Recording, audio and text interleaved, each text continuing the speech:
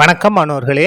இந்த வீடியோவில் 11ஆம் வகுப்பு வணிக கணிதம் மற்றும் புள்ளியியல் இயல் 1 அணிகளும் அணிக்கோவைகளும் இதில் பயிற்சி 1 4 5வது கணக்கு பார்க்க போகிறோம். என்ன கொடுத்துருக்காங்க பாருங்க. இரு தொழிற்சாலைகளுக்கு இடையே உள்ள உற்பத்தி பரிமாற்றம் கீழே கொடுக்கப்பட்டுள்ளது. பாருங்க, 2 தொழிற்சாலை உற்பத்தி பரிமாற்றங்கள் கொடுத்துருக்காங்க. அந்த அட்டவணை கொடுத்துருக்காங்க. இதுக்கு நம்ம என்ன செய்யணும் பாருங்க. தொழில்நுட்ப அணியை கண்டுபிடிக்க மற்றும் ஹாக்கின்ஸ் சைமன் நிபந்தனைகளின்படி அமைப்பின் சாத்தியத்தை சோதிக்கவும் உள்தேவை மாற்றங்கள் முறையே 80 மற்றும் 40 அலகுகள் எனில் ஒவ்வொரு பிரிவிலும் புது தேவையை பூர்த்தி செய்வத மொத்த வெளியீடு என்ன? மொத்த வெளியீடு நம்ம கண்டுபிடிக்கணும். அதாவது 80 இது எக்ஸ்லையும் 40 ஒய்யிலையும் இருக்கும்போது மொத்த தேவை என்னன்னு கண்டுபிடிக்கணும். கொஞ்சம் ஈஸியான கணக்கு தான் பாருங்க. ஆனால் ப்ராசஸ் ரொம்ப போகும், வெறும் பின்னமாக வரும். நீங்கள் கால்குலேட்டர் பயன்படுத்தலாம் பரீட்சையில், அதனால் உங்களுக்கு பிரச்சனை இருக்காது. இப்போ பாருங்க, இங்கே கொடுத்தது பாருங்க. இந்த எக்ஸுன்ற பொருள் வேணும் அப்படின்னா ஒரு அலகு வேணும்னா எது சேரணும்? எக்ஸில் 30 அலகு ஒய்யில் 20 அலகு சேர்ந்தாதான் எக்ஸு கிடைக்கும். ஒய் வேணும் அப்படின்னா எக்ஸில் 40 அலகும் ஒய்யில் 10 அலகு சேர்ந்தாதான் ஒய் கிடைக்கும். இது வந்து உள்நாட்டு தேவை. இந்த பாருங்க, வெளியீடு இதான் ரொம்ப ரொம்ப முக்கியம். நமக்கு தொழில்நுட்ப அணி வேணும் அப்படின்னா அது வந்து ஒரு அலகு தான் வேணும். இது ரெண்டும் சேர்ந்தது எத்தனை அலகு? 120 அலகு. இது ரெண்டும் சேர்ந்து எத்தனை அலகு? 60 அலகு இல்லையா? நமக்கு ஒரு அலகு வேணும். அப்போ பாருங்க, கணக்கு கொஞ்சம் மாறப்போகுது நமக்கு. இதான் நமக்கு தேவையான இது. இதை பாருங்க, இது வந்து A11 அப்படின்னா முதல் நிரல் எவ்வளவு? 30. அதுக்கு அடுத்தது A12னா ரெண்டாவது நிரல் எவ்வளவு? 40. அதுக்கு அடுத்த A21 ரெண்டாவது முதல் நிரல் எவ்வளவு? 20. அதுக்கு அடுத்து A22 எவ்வளவு? 10. சரியா? இது நமக்கு வேண்டாம். இதான் பாருங்க, மொத்த வெளியீடு தான் நமக்கு இது. இப்போ இதான் என்னது? X1 X2 நம்ம எடுத்துக்கணும். அப்போ X1ஓட மதிப்பு 120, X2ஓட மதிப்பு 60. இப்போ பாருங்க, நம்ம தொழில்நுட்ப அணி B கண்டுபிடிங்க இல்லையா? அதனால் முதல் உறுப்பு B11 எப்படி கண்டுபிடிக்கணும்னா A11/X1 பாருங்க, 1ல் முடிஞ்சிருக்கா? அப்போ இங்கே X1 எடுக்கணும். A11 எவ்வளவு? 30. X1 எவ்வளவு? 120. கேன்சல் பண்ணுங்க. 0 0 கேன்சல். 1 3 3, 4 3 12. அப்போ 1/4. அதுக்கு அடுத்து பாருங்க, B12 முதல் நிரை ரெண்டாவது நிரல் அப்படின்னா A12/X2 இங்கே கடைசியில் 2 தானே இருக்கு. அப்போங்க X2 வரணும். A12 எவ்வளவு? 40. X2 வந்து எவ்வளவு? 60. கேன்சல் ஆயிருமா? அப்போ பாருங்க, எந்த வாய்ப்பாடு? 2 வாய்ப்பாடு. 2 2 4, 2 6. அப்போ என்ன வந்துடும்? 2/3. அடுத்து பாருங்க, B21 ரெண்டாவது நிரல் முதல் நிரல். அப்போ இங்கே என்ன வரும்? A21 கடைசியில் என்ன 1 தானே இருக்குது. அப்போ X1. A21ஓட மதிப்பு 20, X1ஓட மதிப்பு 120. 0 0 கேன்சல். 2 2, 6 2 12. அப்போ என்ன வரும்? 1/6 வரும். அதுக்கடுத்து பாருங்க, B22. அப்போ என்ன செய்யணும்? A22/X2 கடைசியில் 2 தானே இருக்குது. அப்போ X2. B22ஓட மதிப்பு 10/X2ஓட மதிப்பு 60. 0 0 கேன்சல் ஆயிரும். 1/6. இப்போது நம்ம தொழில்நுட்ப அணி B எடுத்து எழுதிக்கலாமா? பாருங்கள், therefore B = என்னது? முதல் உறுப்பு என்ன? B11. அடுத்தது B12, B21, B22. இது உங்களுக்கு புரியறதுக்காக தான். இது நீங்கள் எழுத வேண்டிய அவசியம் கூட இல்லை. நேரடியாக நீங்கள் என்ன செய்யலாம்? அணியவே எடுத்து எழுதி கொள்ளலாம். பாருங்கள், 1/4. அடுத்த உறுப்பு 2/3. அடுத்த உறுப்பு 1/6, 1/6. முடிஞ்சுதா? இது பீன்ற அணி. இப்போ நம்ம ஹாக்கின் சைமன்ஸ் விதியை பயன்படுத்துறதுக்கு நமக்கு என்ன வேணும்? ஐன்ற அணி வேணும். அப்போ ஐன்ற அலகு அணி என்ன? I = 1 0 0 1. நம்ம என்ன கண்டுபிடிக்கணும்? I - B தான் நம்ம கண்டுபிடிக்கணும். இந்த இடத்துல ஆரம்பிக்கிறோம் பாருங்க. I - B. ஐன்ற அணி 1 0 0 1 மைனஸ் பண்ணணும். பீன்ற அணி என்ன? 1/4, 2/3, 1/6, 1/6. இதை நம்ம மைனஸ் பண்ணலாமா? = 1 - 1/4. அதுக்கு அடுத்து பாருங்க, 0 மைனஸ் 2/3, 0 மைனஸ் 1/6, 1 மைனஸ் 1/6, 1 மைனஸ் 1/6. சரியா? இப்போ பாருங்க ஈக்குவல் டு, இப்போ என்ன செஞ்சுக்கலாம், 1லேருந்து 1/4 நம்ம மைனஸ் பண்ண போகிறோம். இங்கே பை 1க்கு அர்த்தம். குறுக்கு பெருக்கிடுங்க. 1 4 4 பகுதியை பெருக்கியாச்சு. இப்போ இதை பெருக்க போகிறோம். 1 4 பெருக்கினா 4 மைனஸ் 1 1. இந்த இடத்துல என்ன வந்துடும், மைனஸ் 2/3 அப்படியே வந்துடும். இங்கே என்ன வந்துடும், மைனஸ் 1/6 அப்படியே வந்துடும். இங்கே குறுக்கு பெருக்கு எடுக்கலாமா பாருங்க. 1 6 6 குறுக்க பெருங்க. 1 6 6 மைனஸ் பண்ணணும். 1 1 சுருக்கிடலாமா. 4 1 கழிச்சா 3, 3/4 மைனஸ் 2/3 மைனஸ் 1/6, 6ல் 1 கழிச்சா 5/6. இதான் என்னது, நமக்கு தேவையான I மைனஸ் பின்ற அணி. இந்த அணிக்கு நம்ம என்ன கண்டுபிடிக்கணும், டிட்டர்மினன்ட் அணிக்கோவையோட மதிப்பை நம்ம கண்டுபிடிக்கணும். கண்டுபிடிக்கலாமா பாருங்க. I மைனஸ் பி முதல்ல இந்த இடத்த கீழ் நோக்கி பெருக்கணும். பெருக்கலாமா, எதை பெருக்கணும், 3/4ஐயும் 5/6ஐயும் பெருக்கணும். மைனஸ் பண்ணணும். மைனஸ் மைனஸ் ப்ளஸ் ஆயிரும். இந்த இடத்துல 2/3 பெருக்கல் 1/6 மைனஸ் மைனஸ் ப்ளஸ் ஆயிரும். அதனால் நான் போடல. சரியா? இதை கேன்சல் பண்ணுங்க. இங்கே எதாவது கேன்சல் ஆகுமா, இது கேன்சல் ஆகும் பாருங்க. 1 3 3, 2 3 6. அப்போ என்ன வரும், 5/4 2 8 மைனஸ் இங்கே கேன்சல் ஆகுமா, 1 2 2 2 6. அப்போ 1/3 9. குறுக்கு பெருக்கல் எடுத்துடலாமா பாருங்க. 8 9 72 குறுக்க பெருங்க. 5 9 45 மைனஸ் 1 8 8. அப்போது இங்கே என்ன வருது பாருங்க, 45ல் 8 கழிச்சிட்டோம்னா 37/72 என்ன வந்துருச்சு, ப்ளஸில் வந்திருக்கு. 0விட பெரிய நம்பர் வந்திருக்கு. அப்போ எதை நிறைவு செய்கிறது, ஹாக்கின்ஸ்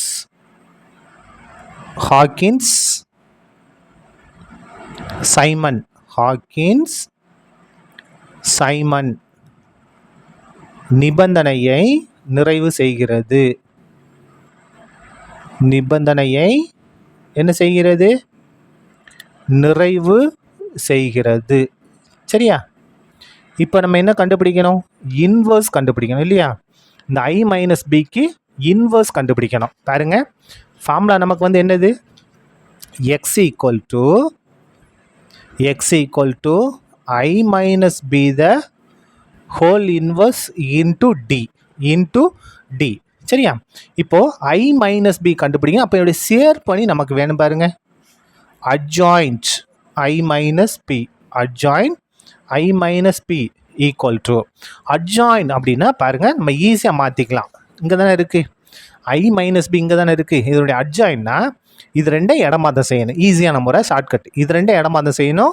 இதை என்ன செய்யணும், குறியை மட்டும் மாற்றி எழுதணும். அப்போ 3/4 இருக்க இடத்துல 5/6. அப்போ அந்த இடத்துல என்ன வரும், 5/6. இந்த இடத்துல என்ன வரும், 3/4 எழுதிட்டோமா. மற்றதை குறியை மாற்றி எழுதணும். இங்கே மைனஸ் இருக்குது, அங்கே மைனஸ், ப்ளஸ்ன்னு எழுதணும்.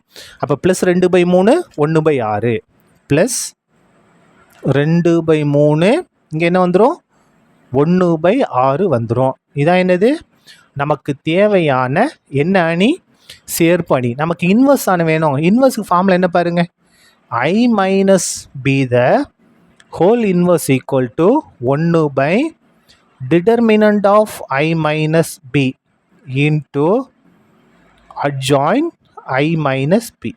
சரியா? ஈக்குவல் டு 1 இந்த டிட்டர்மினன்ட் நம்ம என்ன கண்டுபிடிச்சோம் பாருங்க, I minus b நம்ம இங்கே ஏற்கனவே கண்டுபிடிச்சி வச்சுருக்கோம்.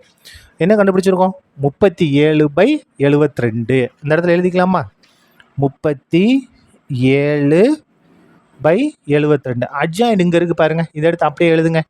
என்ன இருக்குது, 5/6 2/3 1/6 3/4. சரியா? இப்போ பாருங்க, ஈக்குவல் டு இது என்ன செஞ்சுக்கலாம், 1 பெருக்கல் இது தலைகளை மாறுமா, அப்போ 72/37 மாறிடும். 1 பெருக்கல் 72/37 என்ன மாறிடும், 72/37 மாறிடும். அதாவது 1 அப்படியே வந்துருமா, வகுத்தில் பெருக்கலாம் மாற்றினா இது தலைகளை மாறும். 72/37 1 கொண்டு பெருக்கினா இந்த இது வந்துடும். சரியா? இது எந்த மாற்றம் இல்லை. 5/6, 2/3, 1/6, 3/4. இதான் என்னது நமக்கு தேவையான இன்வர்ஸ். இப்போது நமக்கு டீன்ற அணி வேணும் இல்லையா, டிமாண்ட்ஸ். டிமாண்ட்னா என்னன்னா கணக்கில் என்ன கேட்டிருக்காங்க, அதாவது 80 அலகுகள் 40 அலகுகள். அப்போ எக்ஸ் 80 அலகுகள், ஒய் 40 அலகு. இதான் என்னது டிமாண்ட்ஸ். டிமாண்ட் வந்து 80 40 80 40. சரியா? இப்போ ஃபார்முலா நம்ம திரும்ப எடுத்து எழுதிக்கலாம். எக்ஸாக நம்ம கண்டுபிடிக்க போகிறோம்.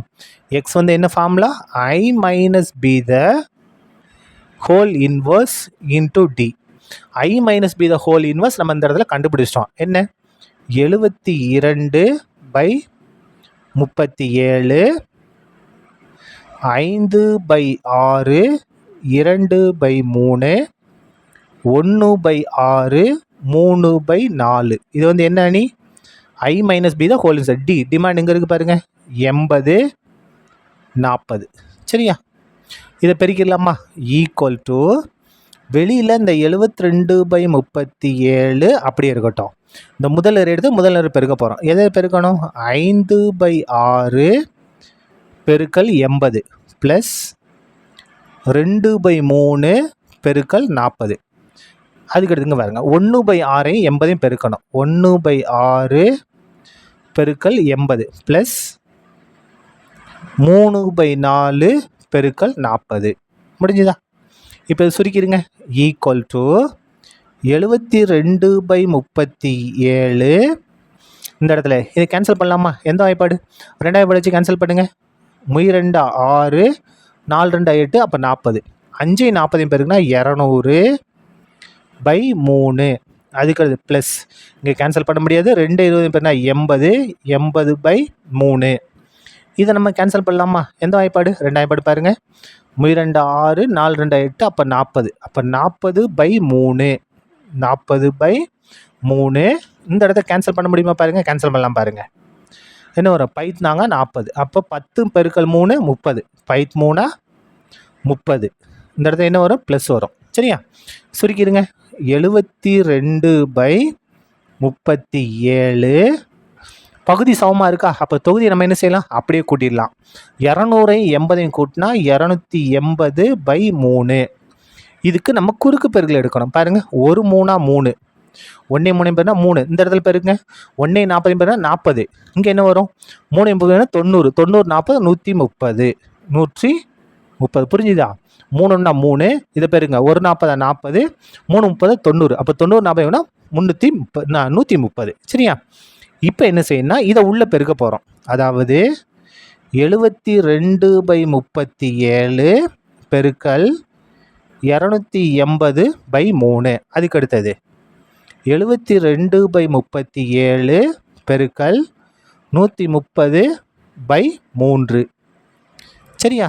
இதை சுருக்கிடலாமா, ஈக்குவல் டு இந்த இடத்துல எழுதுகிறேன் பாருங்கள், ஈக்குவல் டு இந்த இடத்த நம்ம கேன்சல் பண்ண முடிஞ்சால் கேன்சல் பண்ணிக்கலாம். கேன்சல் பண்ணலாமா, 1 3 3, 2 3 6, மிச்சம் 1 இங்கே வந்தால் 12, 4 3 12, அப்போ 24. இதையும் கேன்சல் பண்ணிக்கலாமா பாருங்கள், 1 3 3 எத்தனை வரும், 24 வரும். இப்போது 24ஐயும் எதையும் பெருக்கிறோம், 280ஐயும் பெருக்கிறோம். அதாவது நான் ஒரே தான் சொல்கிறேன், நீங்கள் கால்குலேட்டர் யூஸ் பண்ணலாம் இல்லையா. 24ஐயும் 80ஐயும் பெருக்கி என்ன செய்யுங்க, 37 கொண்டு வகுத்துருங்க. வகுத்திங்கன்னா உங்களுக்கு என்ன வரும்னா 181.621 வரும். சொல்கிறது புரியுதா? நீங்கள் கால்குலேட்டர் பயன்படுத்தலாம். 24 280 பெருக்கி 37 கொண்டு வகுத்துருங்க, இந்த ஆன்சர் வந்துடும். அதுக்கடுத்து பாருங்கள், 24ஐயும் 130ஐயும் பெருக்கி 37 கொண்டு வகுத்திங்கன்னா உங்களுக்கு வரக்கூடிய ஆன்சர் 84.324 வரும். சரியா? ஈக்குவல் டு இந்த 2 இலக்கத்துக்கு நம்ம சுருக்கிடலாம் பாருங்கள். 181.62 தான். இந்த இடத்த முழுசாக்குறோம். இங்கே வலது பக்கம் 5ஓட பெருசாக இருந்தாலும் இது கூட 1 கூட்டணும். இங்கே என்ன இருக்குது, 1 தான் இருக்குது. அப்போ எந்த மாற்றம் வராது. அதுக்கடுத்து பாருங்கள், 84. இந்த இடத்த முழுசாக்குறோம், 4 தான் இருக்குது. 5 விட சிறிய, அப்போ எந்த மாற்றம் வராது, அப்படியே வந்துடும். 3 2. இதான் என்னது, நமக்கு தேவையான எக்ஸ். அதாவது ஏயின் தேவை, ஏயின் தேவை எத்தனை அலகுகள்? 181.62 அலகுகள். பியின் தேவை எவ்வளவு? பியின் தேவை எத்தனை அலகுகள்? 84.32 அலகுகள். சரியா? அவ்வளோதான், இந்த கணக்கு முடிந்தது. நன்றி.